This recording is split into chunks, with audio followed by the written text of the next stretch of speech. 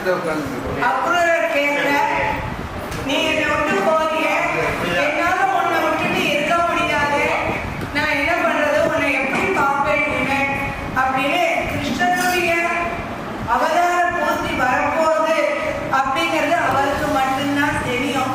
அவர் கேட்கிறார், நீரே இப்படி வருத்தப்படலாமா, இந்த உலகமாயிட்டு நீரே ஆட்படலாமா, எனக்கு அழிவு ஏது பிறப்பு ஏது, எல்லா பொருளையும் எல்லா இடத்திலையும் நான் வியாபிச்சிருக்கேன், என்னை எல்லாராலையும் அறிந்து கொள்ள முடியாது. உண்மையிலேயே பகவானை அறிஞ்சிக்கணும்னா அதுக்கு நமக்கு பூர்ணமான பக்தி வேண்டியோ யாகமோ தவமோ தேவையில்லை. பகவான்கிட்ட நம்மளை பூர்ணமா ஒப்படைக்கணும். நாம ரெண்டு வாழைப்பழம் அது அழி ஒரு பக்கம் இருக்கும், அவர் நமக்கு சௌகரியமா கொடுத்தா அந்த வாழைப்பழம்னு நான் இன்னைக்கு பெருமாளுக்கு 5 பழம் கொண்டு வந்து கொடுத்தேன், அம்சி பண்ணிட்டேன், பெருமாளுக்கு 5 லிட்டர் பால் திருமணம் பண்ணேன், ஒரு வகை பழத்தை பஞ்சாபுரத்துக்கு கொடுத்தேன், நான் கொடுத்தேன், நான் கொண்டு வந்தேன், நான் செய்தேன், பிரயோஜனமே கிடையாது. எதை நாம கொண்டு வந்தோம், எதை அவனுக்கு கொடுக்க போறோம், எதுவுமே கிடையாது. நாமளே அவனோட பொருளினா அப்படி இருந்து நாம என்னத்தை கொடுக்க முடியும்? நம்மளுடைய கருவூலத்துல இருக்கக்கூடிய அந்த அவன்கிட்ட போய் நாம களவாண்டு கொடுக்குறோம்னு அர்த்தம். நான் கொடுத்தேன்னு சொன்னா அந்த பொருள் பகவானுக்கும் ஆச்சாரியனுக்கும் ஆச்சாரியனுக்குமே நான் கொடுத்தேன்னு சொல்லக்கூடாது. ஆச்சாரியனுக்கு சமர்ப்பிக்கிறேன். ஏன்னா ஆச்சாரியன் மூலமா தான் பகவானை அடைய முடியும். நாம நேரடியா பகவானை அடையவே முடியாது. அப்ப இந்த இடத்துல நமக்கு யாரு ஆச்சாரியன்? நேற்று சொன்னேன், ருக்மிணி தன்னை கல்யாணம் பண்ணிக்கிறதுக்கு கிருஷ்ணனை வர சொல்லி காதல் கடிதம் எழுதினான். அது லௌகியமான ஒரு வார்த்தை, காதல் கடிதம். தாய் நமக்கு எல்லாரும் தாயாரு மகாலட்சுமி. அந்த மகாலட்சுமி நமக்காக பகவான்கிட்ட போய் பிரார்த்தனை பண்றதுக்காக இந்த ஒரு பகவானோட சேரணும்னு விரும்புறேன். அந்த சேர விரும்புறதுக்கு இது ஒரு கடிதம் மூலமாக அவனை அடையணும்.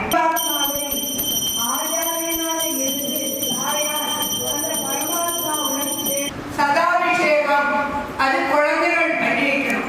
அதே போல நம்ம தாயின் தகப்பனுமான ஸ்ரீ கிருஷ்ணனுக்கும் ருக்மிணிக்கும் நம்மால முடிஞ்ச அளவு அவனுக்கு சமர்ப்பிச்சோம், இந்த விவாகத்தை சமர்ப்பிச்சோம். எல்லாருக்கும் ஒரு பிரார்த்தனை பண்ணிக்கிறோம். எல்லாரையும் பாகவதங்கிறது 18,000 ஸ்லோகம். இன்னைக்கு அவசரிக்கும். நம்ம எல்லாமே தனிக பண்ணணும்னா கூட திருமணத்துக்குள்ள போனோம்னா எல்லாம் ரெடிமிக்ஸா இருந்தால் தயிர் பண்ண தயாரா இருக்கும்.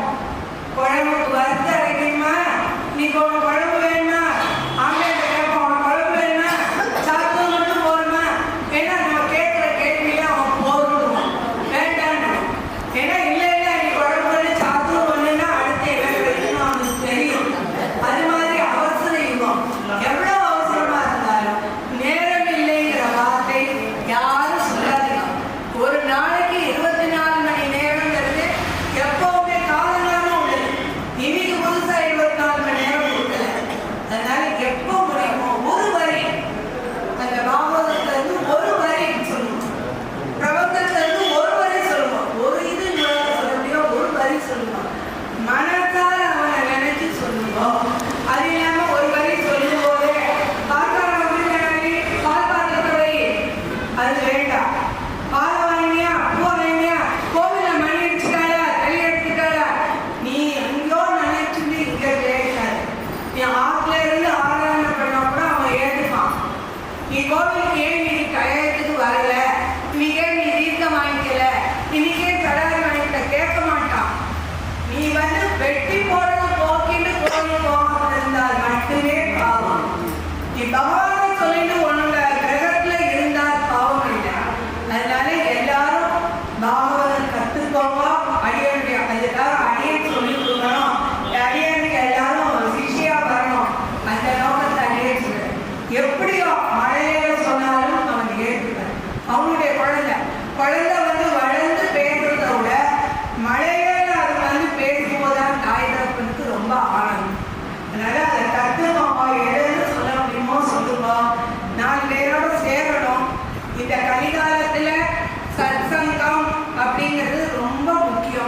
எல்லாரும் சத்தமும் போய் எல்லாரும் ஆனந்தமாக ஒரு 2 பேர் 5 பேர் இருந்து கல்யாணம் பண்ணாலும் அவன் பண்ணிப்பான்.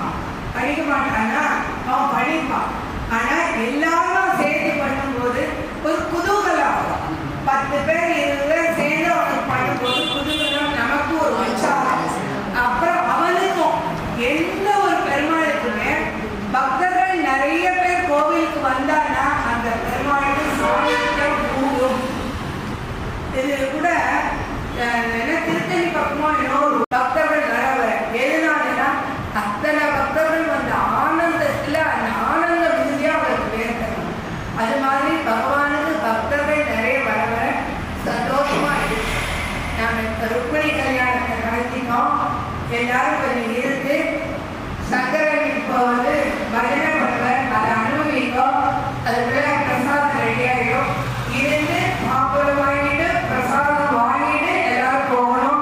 கல்யாணத்துக்கு வந்துட்டு தாமதம் வாங்காம பிரசாதம் வாங்காம போகக்கூடாது. எல்லாரும் இருந்து வாங்கிட்டு போகணும். தாழ்மையை கேட்டு இந்த பாகவதம் நவத்திருப்பதிலே சொல்லணுங்கிற ஒரு ஆவல். தானா அது எப்படி வந்தது என் மனசுக்குள்ள எனக்கு தெரியாது. அடியனுக்கு அது எப்படி மனசுல ஆசை வந்தது, நடத்த முடியுமா, அதெல்லாம் எனக்கு தெரியாது. எல்லாரும் சேர்ந்து நாங்க பாகவதத்தை ஒரு பிராக்டிஸ் பண்ணுவோம் எல்லாரும் அப்படின்னு சொல்லி ஆரம்பிச்சோம். ஒரு மாதம் 9 ஸ்கந்தம் சொன்னோம். 9ஆம் ஸ்கந்தம் முடிகிற நேரத்துல அடியன்டா கண்ணன் நீ நவகிரகத்திலையும் பண்ணுன்னு ஒரு ஆணையிட்ட மாதிரி அடியனுடைய மனசுல ஒரு எண்ணம். உடனே கூட இருந்தவர்கிட்ட கேட்க, பண்ணுவோமே. யாருமே 20 வயசு கிடையாது, 20 வயசுக்காக கிடையாது, 70 வயசு தாண்டி உள்ளவே தான். ஆனா அந்த உற்சாகம் அடியனுக்கு ஒரு உற்சாகத்தை கொடுக்குது. இதுல ரொம்ப சின்னவன்னா மங்கா மட்டும்தான் சின்னம். மற்ற எல்லாரும் 70 பட்டது. எல்லாரும் ரொம்ப சந்தோஷமா இதை பண்ணலாம் சொல்லி ஒத்துழைச்சார். இன்னைக்கு கல்யாணத்துக்கு எல்லாரும் அவனுடைய வாங்கிக்கிறதுக்காக நீங்க எல்லாரும் வந்து அதுவும் ரொம்ப சந்தோஷம். அதே மாதிரி சங்கர பாகவதர் இன்னைக்கு அவருக்கு பஜனை பாகவதர் அப்படிங்கிற ஒரு வட்டம் கொடுக்கலான்னு அடியனுடைய மனசு. நம்ம எத்தனை 1000 ரூபாய் கொட்டி கொடுத்தாலும் பஜனைக்காரா பண்ண மாட்டார். அவர் ஒரு பணத்தை எதிர்பார்த்து வரல, நாமத்துக்கு ஆசைப்பட்டு வர. நாம கொடுக்குற சாதமா இல்ல ஒரு பிரசாதமா ஒரு பழமா இல்ல, சங்கரன் இப்படி ஒரு ஆசை இருக்கு, நீ பஜனை பண்ணணும். உன்னால நவதுக்கு வர முடியாத நீ தினம் சாயந்தரம் ஆசை பண்ணணும். அதுக்கு என்னமா கண்டிப்பா வரேன். நான் உங்களோட ஒருத்தர் நம்மளோட ஒருத்தர். அதனால அவருக்கு பஜனை பாகவதங்கிறது ஒரு சாதாரண பட்டம். அவருக்கு அதுக்கு மேலே அவ்வளவு வேணாலும் செய்யலாம். அவ்வளோ ஒரு கவனம் சுற்றிக் கொள்ள தகுதியானவர்.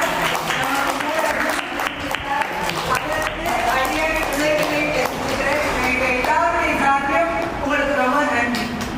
அடுத்து சொன்னதான் வேணும். அந்த மணியண்ணா எந்த வயசுலையும் இந்த பாகவதற்கு மேல அப்படி ஒரு ஈடுபாடு. இன்னும் ஒரு 4 நாள் கழிச்சு ஆடிப்புறத்துக்கு வரவர். இங்க இருந்து பாகவதம் நீங்க முன்ன பாகம்னு ஒண்ணு அதை டிக்கெட்டை கேன்சல் பண்ணி உணவுட்டை எடுத்துட்டோம். சின்ன குழந்தை மாதிரி சுரி நான் வந்துட்டேன், பாகவதத்தில் நான் வந்துட்டேன், நீ சொன்னியா நான் டிக்கெட்டை வாங்கினேன் அப்படின்னு சொல்லி அவ்வளோ ஒரு ஆர்வம். இன்னைக்கு நீங்களே பார்த்துருப்பேன். மாலையை மாற்றும் போது ஒரு ஆடின ஆட்டத்தை நீங்களே சின்ன பேர்னா முடியாத சொல்லக்கூடாது. சின்ன பேர்னா ஆடு மூலமா ஈவன் கண்ணன் முன்னால யாரும் தள்ளுபடி கிடையாது. சின்ன பேர் பெரிய பேர் இதுல கலந்துக்கலாமா கலந்துக்க கூடாதா அப்படின்னு நினைக்கிறேன். அடியனுக்கு கண்ணனுக்கு கல்யாணம்னா என்ன மறந்துடுவேன், ஆடிடுவேன். அது முதல்லலாம் பயமா இருக்கும். நம்ம ஆடணும், இவளுக்கு இதுக்கு மேல ஒரு ஆட்டம் தேவையா, இவளுக்கு ஆடாளே அப்படின்னு சொல்லுவாளோ ஒரு பயம். ஆனா இங்க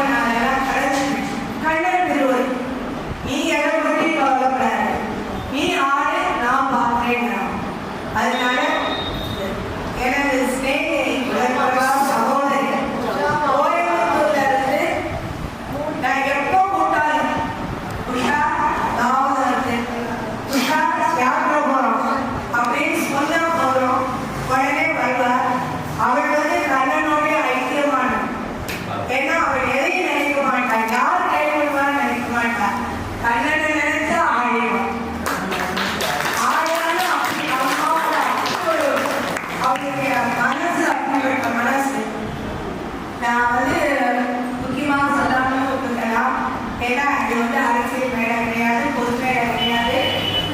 ஒரு சில குறிப்பிட்ட நேர ஒரு உற்சாகம் இதையெல்லாம் தாண்டி அடியேற்கு ரொம்ப வருத்தமான ஒரு விஷயம் என்னன்னா, பஜனை மடம்னோடனே அந்த ஞாபகம் தான். எப்போ ராதாரண்யம் பண்ணாலும், எப்போ நாராயணம் பண்ணாலும், எப்போ பாவம் பண்ணாலும் அடியன் கூடவே இருப்பான். பேரான சித்தி கூப்பிடுவான். இன்னைக்கு இந்த பாவம் சொன்னதுல இருந்து அவனுடைய இன்னைக்கு அவன் இல்லையே வந்து கலந்துப்பான் பார்த்தேன். ஏதோ மன ஆறுதலுக்காக அவன் பண்ணல. ஏன்னா அவனுக்கு உடவே முடியாது. எனக்கும் காலையால் தேய்ச்சிட்டு வருவான். இந்த இதில் உட்காந்துட்டு அர்ச்சனை பண்ண ஆளா பண்ணாங்க. இப்போ எங்கள் அண்ணா எச்சு பார்க்குற நம்மளை வந்து சொல்லலை, நம்ம சண்டை நம்மளை சொல்லலையே அப்படின்னு நினைக்கிறேன். அவர் இதை வந்து ஒரு கதவை பார்க்கக்கூடிய எல்லோருக்கும் உற்சாகம். அதனால சரி இருக்கட்டும். அந்த வந்து அவன் போயிட்டா கூட அவன் நிச்சயமா அங்கே பார்த்துருக்கான். இந்த பாபுரத்தை பார்த்துருக்கான். அவனுக்கு நல்ல ஒரு இது கிடைக்கணும். அவனுடைய பிள்ளைக்கு வாழ்க்கை திறக்கணும். அதை கண்ணட்ட பிரார்த்தனையாக இருப்போம். கூட்டு பிரார்த்தனைக்கு என்றைக்குமே மகிமா உண்டு. எல்லாரும் சேர்ந்து பிரார்த்தனை பண்ணிருக்கோம். ராதே கிருஷ்ணா, ராதே கிருஷ்ணா, ராதே கிருஷ்ணா. சர்வத்திர கோவிந்தநாம சங்கீர்த்தனம், கோவிந்தா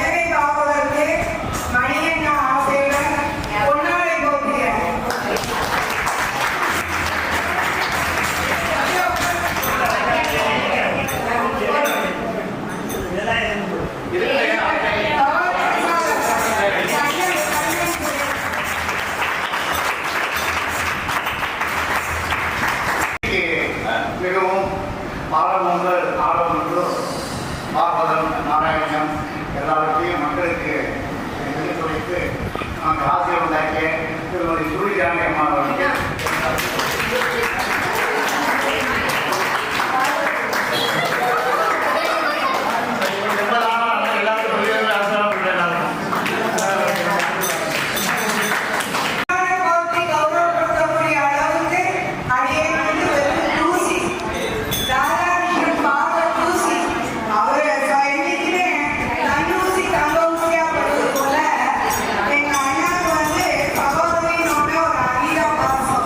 அது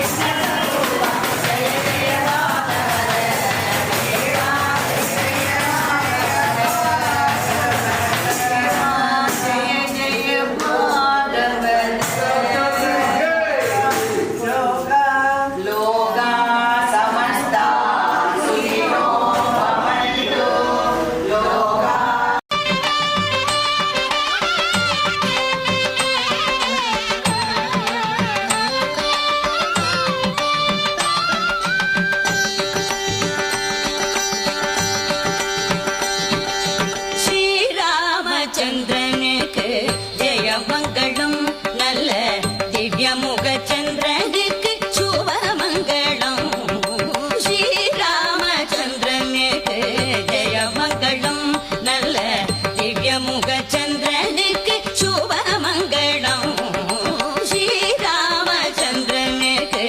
ஜெயமங்களம்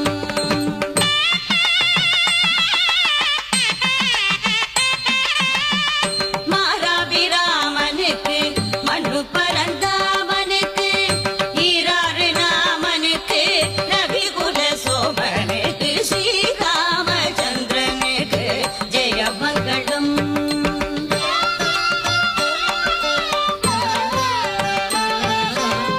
கொண்டல் மணி வண்ணனுக்கு கண்ணனுக்கு